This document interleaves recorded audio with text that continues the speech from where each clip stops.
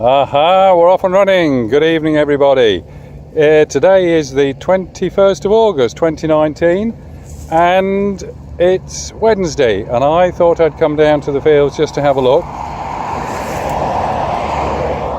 This is where the hedge got ripped out. I grubbed it out 10 years ago, and I think this is in one of your pictures, Tom, that you sent me, historic map, Google Maps, which was all, well, an awful lot of plot elm. There's absolutely nothing there now because the hedge went right out into the field, and in fact we've cultivated it several times and nothing's ever regrown at all. But what I'm just going to do is show you over the road up those there. The leaf on the trees are obviously an ash, and either side of it I think maybe plot elm suckers, which you can see have got 15 feet high and they die. They always did that.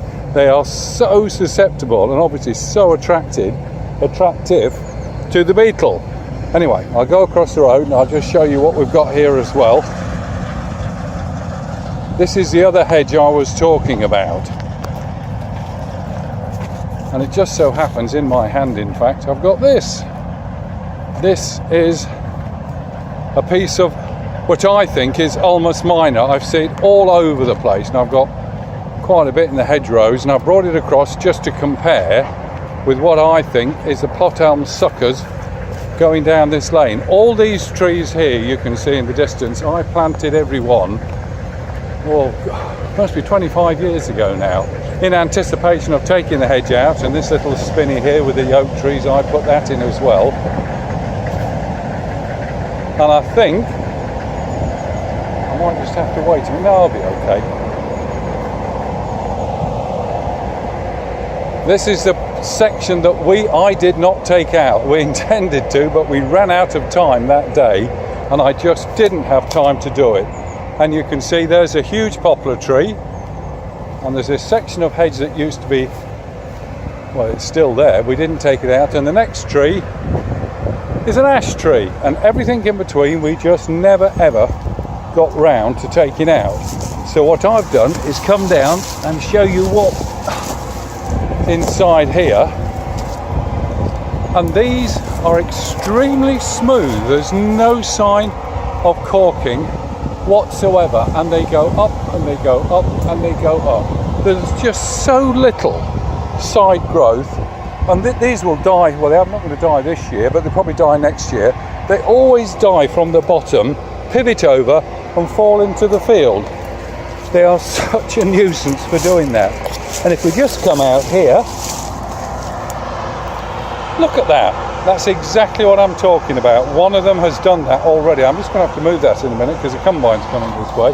Right, just to compare sucker, here's some sticking out here. Here we are, look.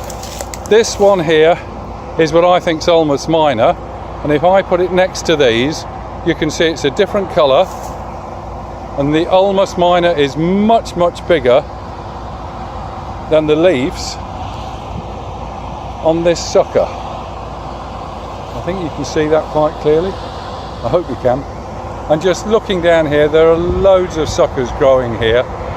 This is a hedge, well, it's not a hedge, but this boundary I was going to bring the hedge cutter down to this next day or two and tidy it all up. Normally I would take them right back down to the ground, but after having my conversation with you, I'm not going to be doing that. I'm going to leave loads of suckers.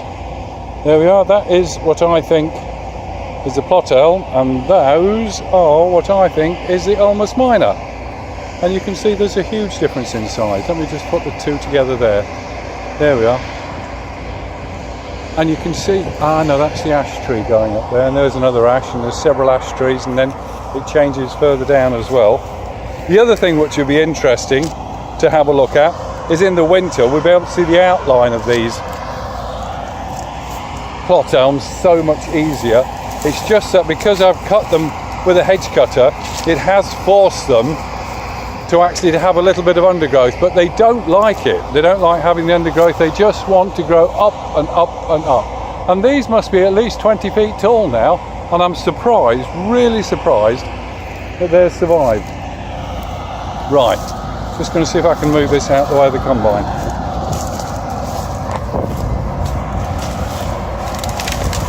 Yeah. Oh.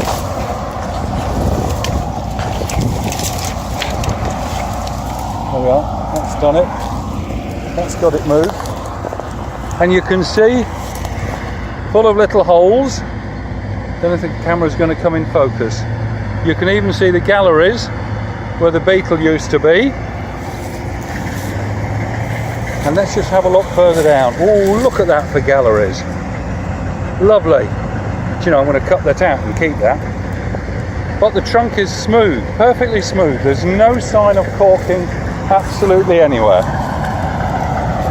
Oh dear, things you get up to. All the fun on the farm, eh? Here we are. This is second year wheat, by the way, Chabras. We drilled this about the middle of October, and I must say, really pleased with the yields this year. Extremely good.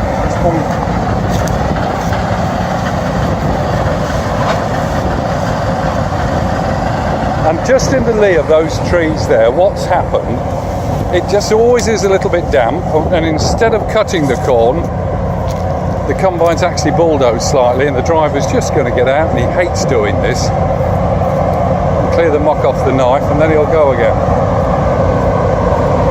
All right, Tom?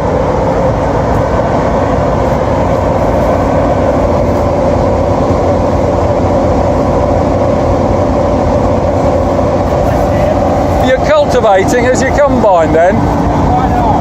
Why not? Don't put it through the machine, it's all full of soil.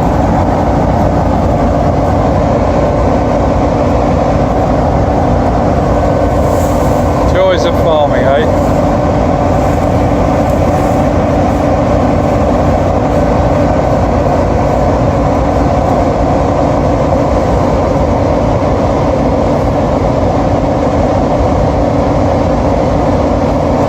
Here we go, we're going to start again.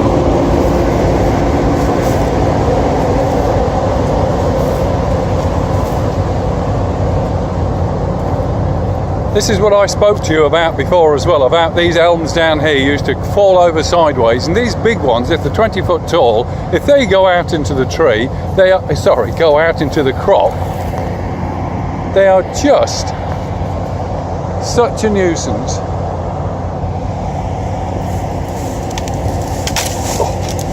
That's got it.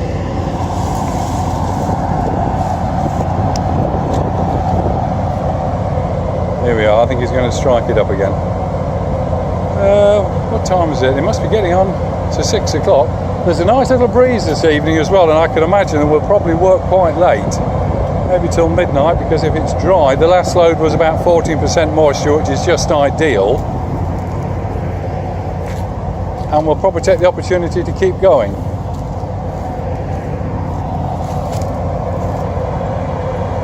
Started the machine up, put it in gear. This is all GPS driven, by the way. When he's going up and down the field, he doesn't actually touch the steering wheel at all. And the yield, let's remove that last twig, we can actually ascertain his yield when he's on the move by Wi-Fi. As long as I can get the internet connection, it doesn't matter where I am, I can see what his output is and his forward speed and the moisture content going into the machine as well.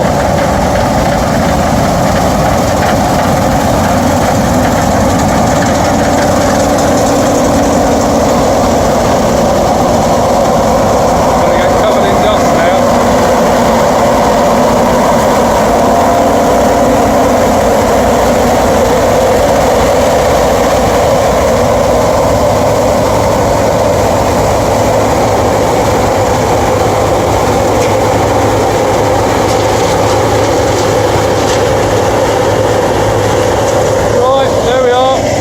Excitement for one evening. See you soon.